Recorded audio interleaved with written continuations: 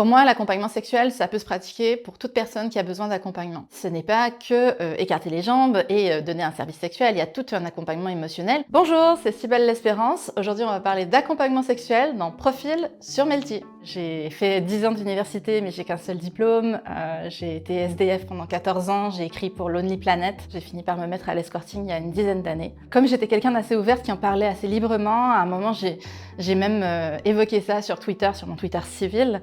Et il y a des gens qui ont réagi, qui disaient « Ah mais j'ai des questions pour toi parce que je connais une personne handicapée, comment on fait pour trouver une escorte qui soit ok, sûre et tout ?» Et en fait, de fil en aiguille, je me suis proposée pour le faire même si j'avais arrêté. Et j'ai vu qu'il y avait cette association, la PAS, l'association pour la promotion de l'accompagnement sexuel, qui faisait des formations. Et moi, étant mariée, on en a profité un peu pour dire je vais apprendre quelles sont les lois en France, comment ça se passe, pour pas me lancer aveuglément et pour rassurer aussi ma famille autour de ça, quoi. L'accompagnement sexuel, j'en faisais déjà à travers l'escorting que je pratiquais.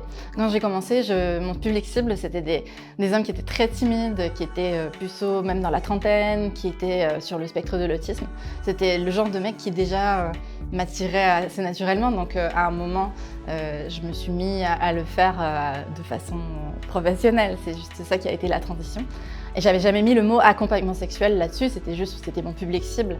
Et en France, j'ai découvert la partie plus handicap physique, où là, moi, j'avais un peu peur de mal faire les choses, mais je me suis rendu compte que la démarche d'accompagner les personnes, elle est les mêmes qui a un handicap physique ou qui ait d'autres problématiques ou qui ait des besoins finalement en accompagnement. Mes clients, je les reçois principalement par des sites d'escorte. Cybèle L'Espérance n'a plus de site d'escorte en ce moment parce que, étant un visage découvert, étant très médiatisé, j'ai été harcelée énormément par des personnes anti-prostitution ou par des mecs, être une femme sur internet, quoi. Quand je me suis rapprochée de la PAS, j'ai vu qu'ils donnaient une formation sur 4 jours. Et je me suis inscrite et après j'ai fait un module 2 qui n'existe plus, qui était pour le handicap mental et pour les couples. Je suis aussi impliquée donc au STRAS, le syndicat du travail sexuel. C'est un syndicat militant. Dans ce cadre-là, je suis vraiment plus une travailleuse du sexe et j'insiste, les accompagnants sexuels, ce sont des travailleurs et travailleuses du sexe. Mais du coup, on est sous le régime de la prostitution, donc il y a des droits à réclamer parce qu'il y a plein d'injustices au niveau du droit français, notamment cette idée que nos clients sont pénalisés. Donc si on n'a pas le droit d'avoir des clients, si les clients n'ont pas le droit de venir à nous, comment est-ce qu'on peut travailler et travailler en sécurité? Pour moi, l'accompagnement sexuel, ça peut se pratiquer pour toute personne qui a besoin d'accompagnement. Ce n'est pas que écarter les jambes et donner un service sexuel, il y a tout un accompagnement émotionnel. L'idée que quelqu'un a un handicap physique ne dit pas s'il a besoin d'être accompagné ou non. Ça dit seulement que peut-être il y aura des adaptations à faire, qu'il va falloir qu'il soit transféré sur le lit, qu'il va falloir l'aider à se déshabiller ou des choses comme ça. Mais il peut très bien ne vouloir que ken tout simplement en fait. Mais il y en a d'autres qui, après une rupture, après un divorce douloureux, des violences conjugales, ils peuvent avoir besoin de se réapproprier leur sexualité, ou encore s'ils ont des dysfonctions sexuelles, des difficultés à éjaculer, autres difficultés de la prostate, tout ça. Là, on peut faire de l'accompagnement et pourtant la personne, elle est valide, en tout cas aux yeux de la société. Donc, moi, je fais pas la différence. Et les associations, par contre, elles vont toujours utiliser le handicap comme levier parce qu'il y a une grande acceptabilité sociale à aller faire de l'accompagnement sexuel auprès de personnes handicapées. Ça, entre autres, à cause du validisme de notre société.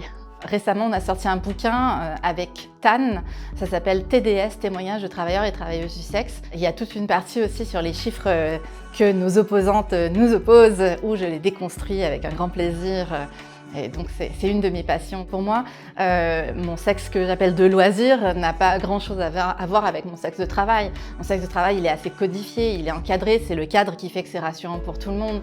Tout est très explicité. Mais moi, dans ma sexualité de loisir, je me comporte pas de la même façon et je suis pas la personne qui va venir enseigner, diriger, accompagner.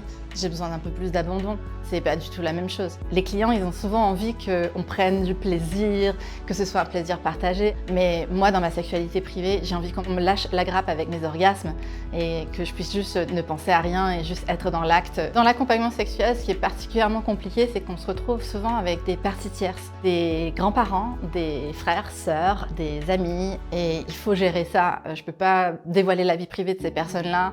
Des fois, elles sont intrusives, des fois, elles essaient de trop bien faire ou elles veulent avoir un débrief après. Donc il faut gérer ces personnes-là et ça dans l'escorting, j'ai pas ça du tout. Et un autre truc qui est assez compliqué, bah, c'est tout ce qui est incontinence. Et encore, incontinence, la première à laquelle on pense, c'est pas si mal.